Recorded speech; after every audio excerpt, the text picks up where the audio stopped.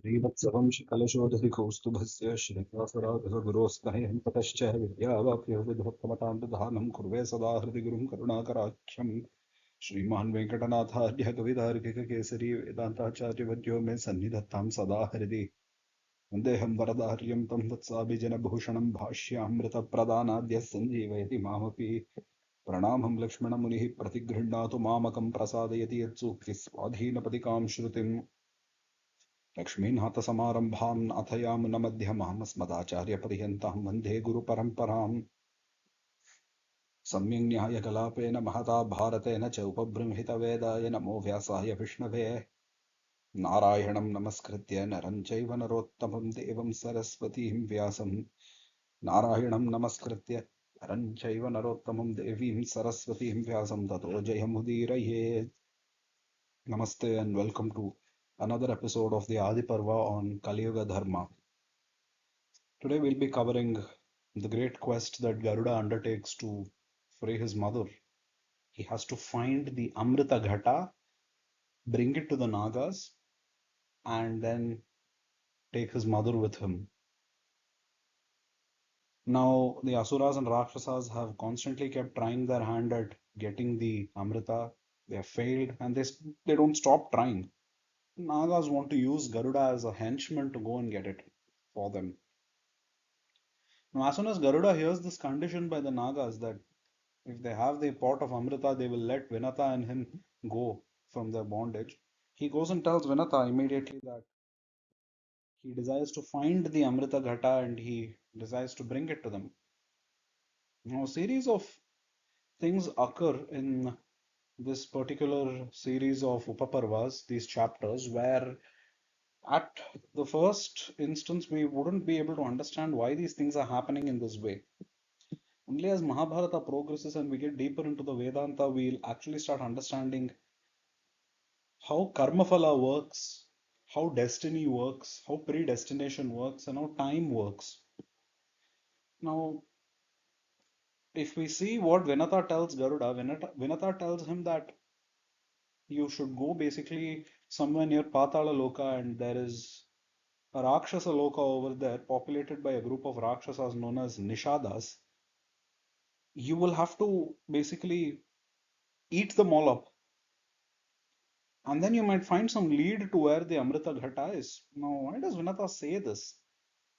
Now, remember, Vinata is a superior being. She is not what you would consider a normal human being. She's some kind of a devata, she is. In her mind's eye, she sees that at some level her son is supposed to go and do that. Now, oftentimes, even these devatas with a lot of penance will be able to see what is to be done, but they might not be able to see why it is to be done. What is the purpose behind it? They may just know that, okay, this is karmically preordained and this must be done. Same is the case with Vinata. She is able to see at some level what Garuda should do, but is not able to explain anything beyond that, or probably she doesn't want to explain anything beyond that, and Garuda also doesn't ask. Garuda says, okay, I should go and I should basically attack all the Nishadas, eat them up, and I'll find some lead to where the Amrita is. Okay, well and fine. I will do it. Oh, Vinata tells him, just remember one thing in all of this, there are creatures in this universe called Brahmanas. Okay. Now, in this case, she's referring to Brahmanas by penance, not Brahmanas by quality. We should be seeing through the Mahabharata that Brahmanas actually, it can in Sanskrit be used even as a loose term, not just referring to a Varna of creatures. But in this case, Vinata refers to the Brahmana Varna. She says Brahmanas among any creatures are not supposed to be attacked or they are not supposed to be harmed in any way because these are creatures that do a lot of penance. They do penance for the well-being of others usually. So you don't do anything to them. It's likely that in the Nishada Lokas, you will find these creatures. Now, further, when we go into Mahabharata's Udyoga Parva, we will be seeing that in lokas like Patala Loka, there are great sages who do penance over there. Now, Normally in these lokas you'll find only Rakshasas and Asuras, but there are some great rishis also who do penance there, and there's a reason for that. These these planets are very turbulent in nature. We shall be seeing in Udyoga Parva how Patala Loka revolves around a star known as Hayashiras, and the star triggers constant seismic activity on its surface, and it makes all its snow glaciers keep melting and flooding its entire surface. The side that faces the sun on this planet becomes rather inhospitably hot, and the side that faces away becomes inhospitably cold. It's a very it's a very hostile planet, but only the kind of Rakshasas and Asuras who can live in these hostile conditions live over there. Now, the reason why certain sages go to do penance over here is because when you do penance in difficult conditions, the penance yields more power to you. You get more tapo bala basically. So there are sages, and great sages are to be found in these lands doing penance. And Vinata warns Garuda, saying, "You will come across some of them, don't by mistake kill them and eat them." And Garuda asks, "Okay, how do I identify what a Brahmana is?" Vinata says, "Okay, the easiest way to identify among the various qualities that they have is if you put them in your anywhere near your beak or on your beak to swallow them, the Brahma Varchas, their Tapobala emanating out of their body in the form of heat, will definitely make you feel a burning sensation. You have to immediately drop any such creature that makes you feel a burning sensation." So she tells Garuda, "That's all you need to know. Start your search over there." And so Garuda flies off to the Nishada Loka. Now they these events are not taking place on Earth as we know it. They're taking place somewhere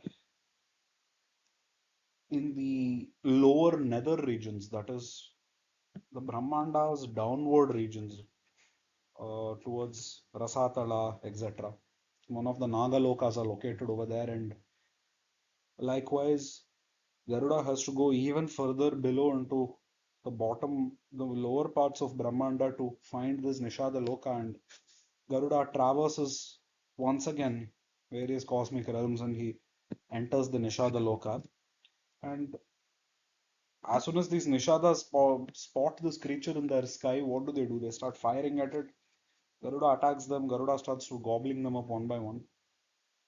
And in the course of time, Garuda takes two such creatures onto his beak, and he feels a burning sensation, so immediately spits them out.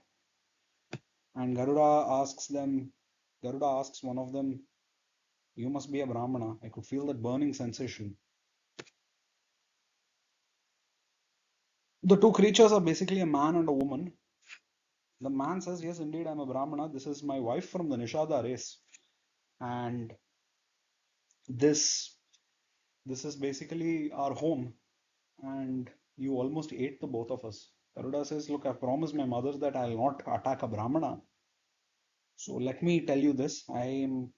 I've been told to obliterate this entire place, to blow this place up. So please run away from here. I'm gonna blow this place up." And he waits till the Brahmana and his wife run away, and then he goes about destroying all the strongholds of the Nishadas. Now, in this picture of the Brahmanda, you need to know some things. This is just a schematic representation, the best illustration that I could find. But in reality, Brahmanda is not described even like this. Brahmanda, now going a little bit at a tangent from our topic, when we talk about Brahmanda in Mahabharata or in terms of our scriptures, the universe, Mount Meru is a name that is loosely used. The same way Jambudvipa is loosely used and Bharatavarsha is also loosely used. What do I mean by that? They are loosely used. On this planet Earth where we live, there was a mountain called Mount Meru.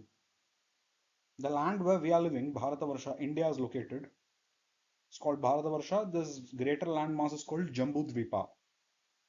However, Brahmanda also has certain clusters of lokas, of certain mahalokas, which take the same names. There is a Mount Meru in Brahmanda. What does that mean? Is there a mountain floating out there? No. It means that there is a super constellation called Meru. It's out there. Like how we have various constellations named today in modern times as the Crab Nebula, the Virgo cluster, the Sagittarius cluster, etc. Mount Meru is an ancient Sanskrit Vedic name for a certain cluster out there in the cosmos. So is Bharatavarsha, so is Jambudvipa. And so when the Puranas and Itihasas state that when you travel to a certain realm within the Brahmanda, you come across an ocean of wine.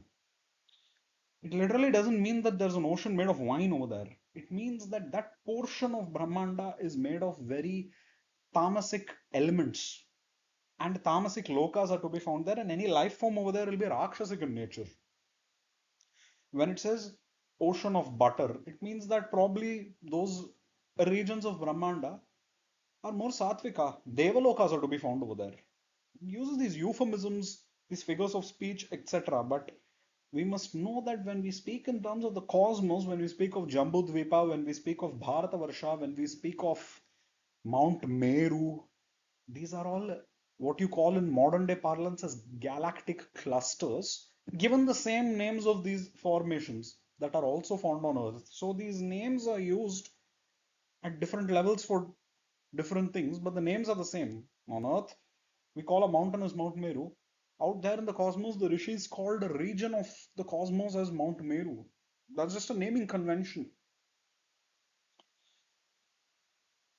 We'll be doing another episode. I'll do another episode after this episode on the arrangement of Brahmanda and be quoting the works of Swami Vedanta Desika also as to how he explains the Brahmanda has been arranged.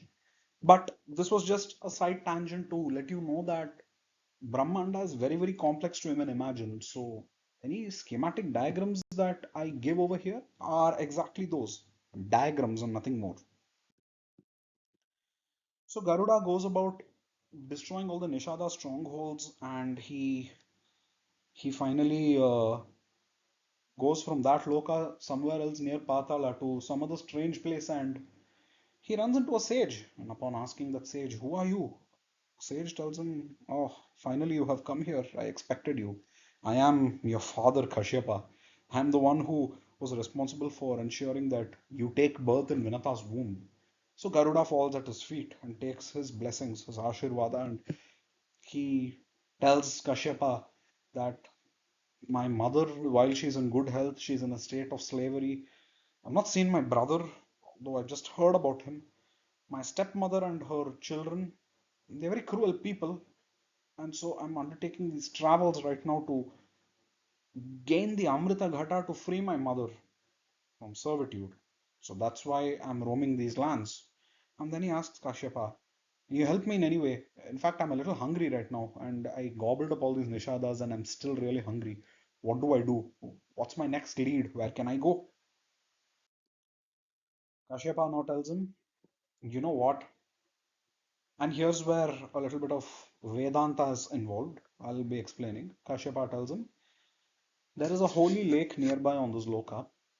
You must understand that even though these lokas are populated by Rakshasas, Asuras, etc., they do have holy sites built by and worshipped by those Rakshasas, Asuras, etc., who are Narayana Bhaktas. There can be good people amongst them also.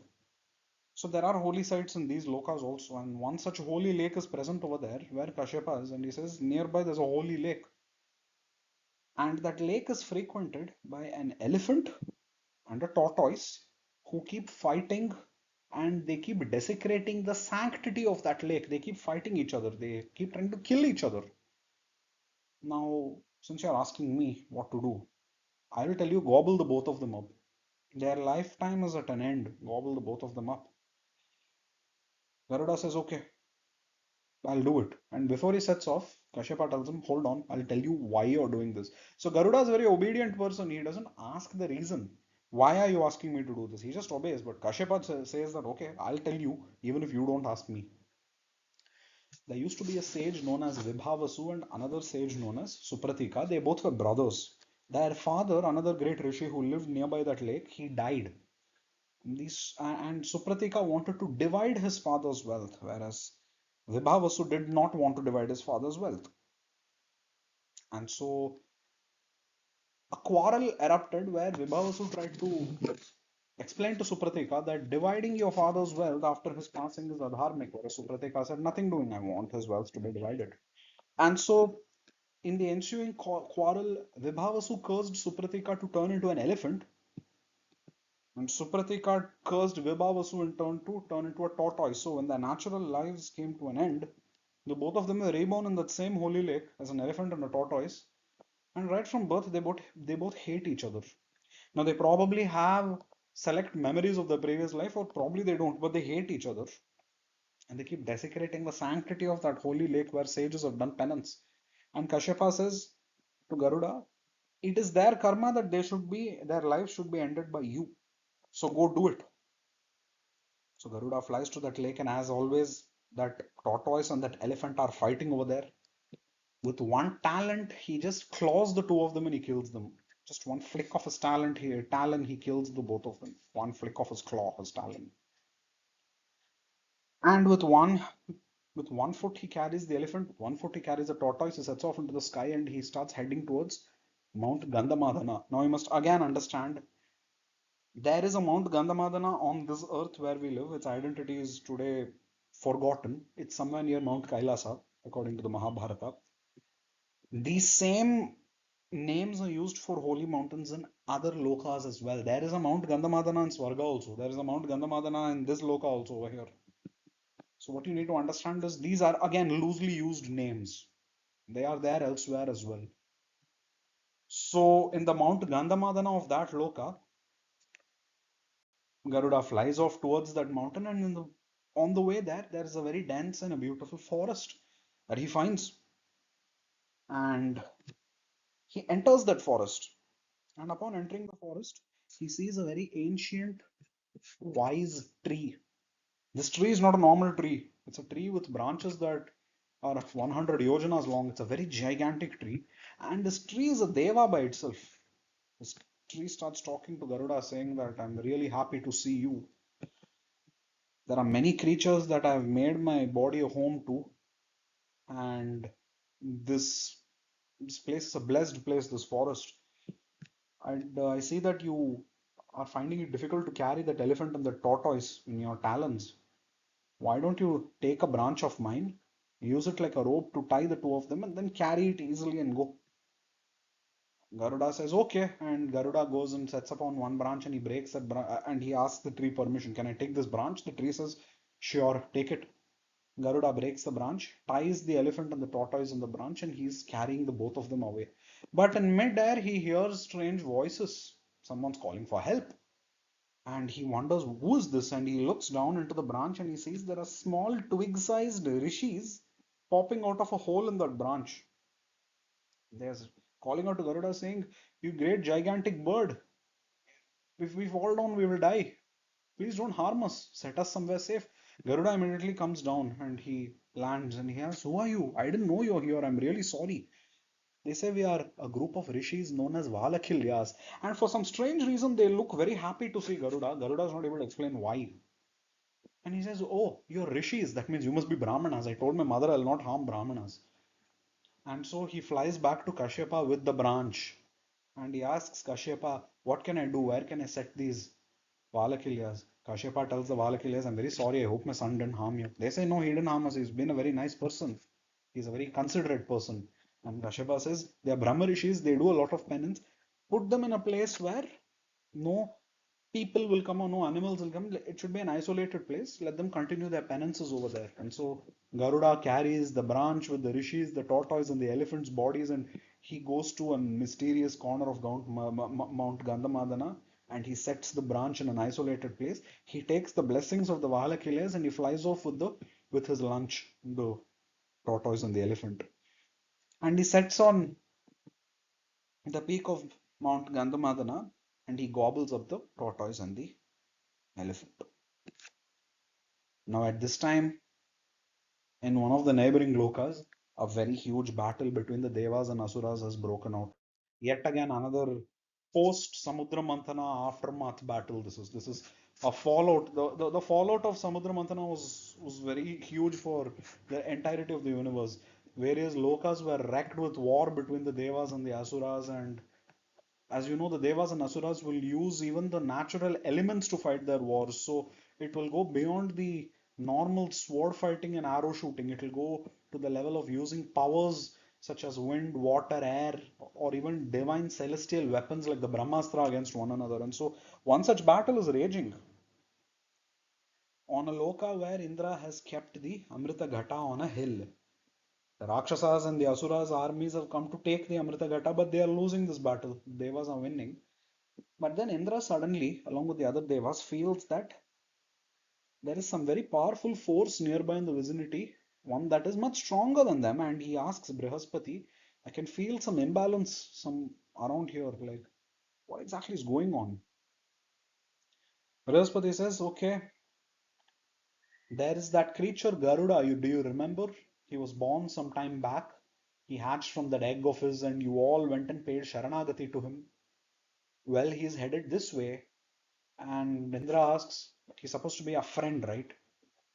He promised us that he'll be our friend, and we basically surrendered ourselves to him in a state of Sharanagati, and he's supposed to be an avatar of Vishnu, so he's a friend, right? Brihaspati says, yeah, well, yes, he's your friend, but right now, not so much. Indra asks, what does that even mean? What do you mean right now, not so much? He says, Garuda has come to take the Amrita. Indra's terrified. He's like, what? He wants the Amrita. I can't let go of that pot. It's property of the Devas. I will not let go of it. So Brihaspati says, well, do what you have to, but all I can tell you is you stand no chance against him. If he has set his mind on it, he's going to take it. So Indra immediately orders all his other Devas, including Yama, Agni, Maruta, Kubera, etc. He tells them, make a huge wall, a sky high wall of fire around that pot, another wall of wind, another wall of water, and finally around the pot keep two gigantic fire breathing, venom spitting, thunder breathing serpents. Those serpents can breathe fire, breathe lightning, and breathe venom, toxic clouds of venom. They're gigantic serpents. He surrounds the pot with these wondrous magical defenses, and he tells the Devas on one side, continue fighting with the Asuras and Rakshasas, continue slaughtering them, continue. And as they are winning that battle, somewhere in the sky, a huge glint appears. Indra understands, okay, that must be Garuda.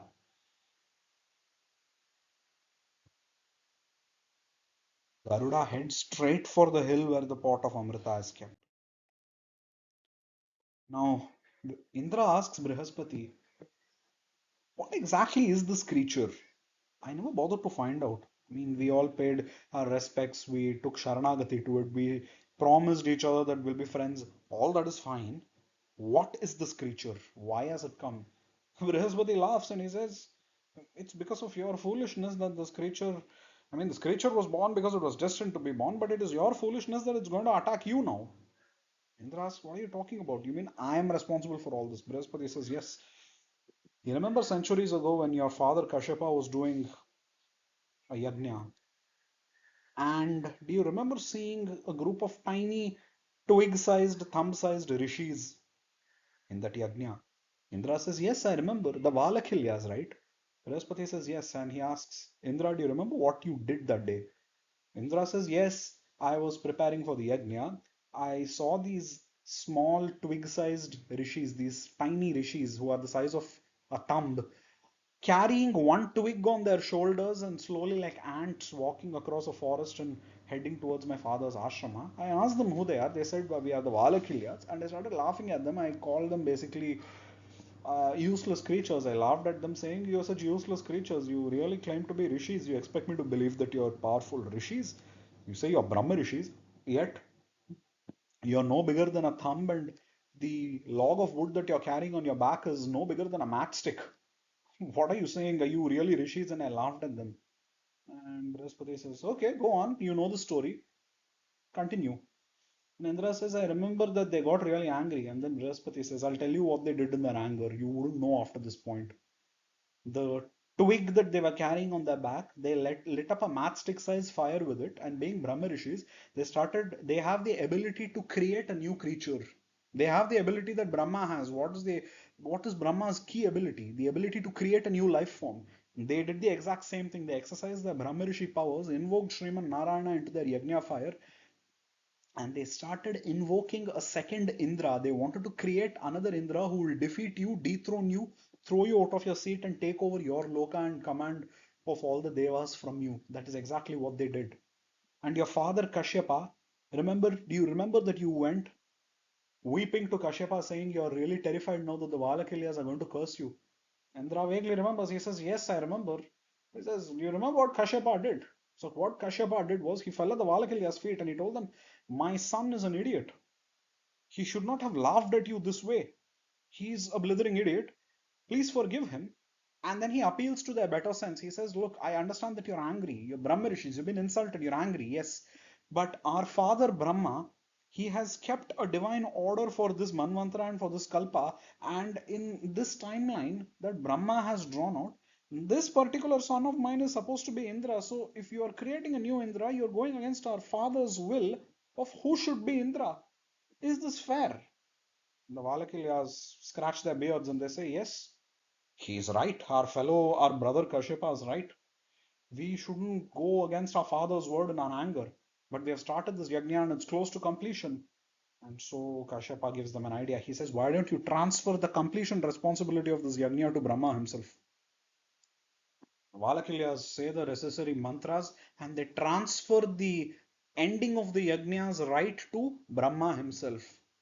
Now, Brahma holds the end of the yajna in his hand, and in his hand he holds the power conjured up by the Valakilyas in that yajna, and he has to do something about it. So when the time is right, what Brahma does is he puts that power into Vinata's womb, and the power manifests as Aruna and Garuda, and he also blesses the two new sons who are going to be born, Aruna and Garuda, that they will be friends of the Devas and not enemies. And so he takes the power conjured up by the Valakilyas for the destruction of Indra and turns it to Indra's favor. So when Brihaspati finishes narrating this, Indra says, on the one hand, you're saying this creature is my friend, on the other hand, you're saying he's going to come and slaughter me. What do I believe? He says, look, he's your friend, but he wants the Amrita. He doesn't have anything against you. Indra says, nothing doing. Sir, I'm not going to do this. I cannot. I cannot take this. I am going to stop this creature by hook or crook from taking the Amrita Ghata. By now, Garuda has crossed the wall of fire surrounding the hill. The fire didn't harm him. Indra and Varuna Deva, they unleash torrents and torrents and torrents of water, which are as big as entire seas and rivers. Garuda drinks it up completely into his belly. After all, he's an Amsha of the Vyuha Sankarshana. He's an Amsha of Vyuha Vasudeva. He has the power to swallow up entire seas. You cannot do anything against this divine Devata. You cannot do anything against him. Agnideva releases torrents of cosmic fires. Garuda just walks through them. Nothing happens. Maruta tries to raise hurricanes and storms to blow him away. Garuda with his wings blows the winds away, the clouds away, the thunder away. Indra tries to hurl lightning bolts at him. Garuda just swats them away with his wing, and then armies of devas, hundreds of thousands of devas, they converge on Garuda from all sides, hurling celestial weapons, uprooting trees, throwing boulders, hurling rocks, fireballs, etc. Garuda not only swats all of them, he runs through the deva lines, ripping many devas to pieces. Many Gandharvas, many Raudraganas, many Ribuganas, they all get badly injured and they all run away from there.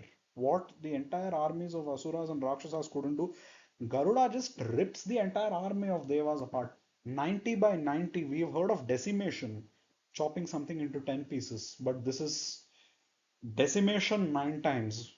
He chops up the Deva army 90 by 90 and he makes them flee in all directions. He he laughs a terrifying laugh and he just with ease picks up the he goes to the last defense against the Amrita Gata, that is the two fire breathing serpents. And the two serpents they dart at him, they try breathing fire on him, they try breathing venom on him, they try breathing thunderbolts on him. He dodges everything and he dances around them for a while. He plays around with them for a while before he uses his immense speed to fly up to their eyes, punch them in the faces. He pokes their eyes out and then he thrashes them and beats them out cold. And then with ease, he lands on top of that hill, picks up the Amrita Ghata, and he just starts flying away. Easily, he does all this and he starts going away.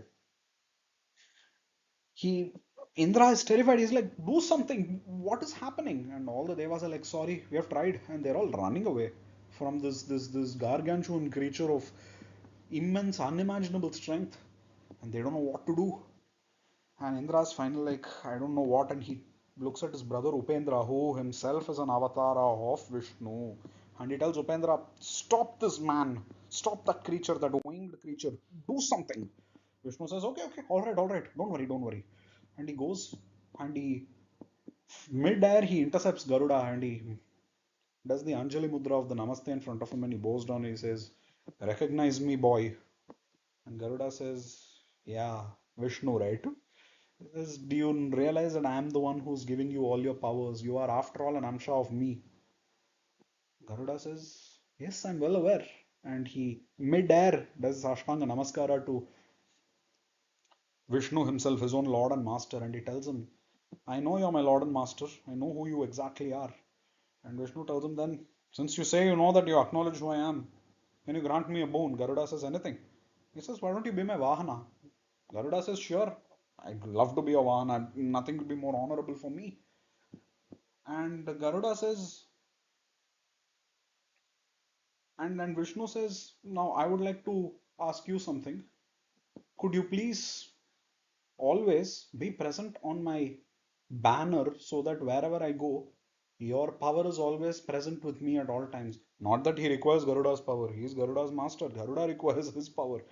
But in this manner, he is showing to all the devas that when you're truly my devotee, like Garuda is, this is the kind of respect I myself will give you.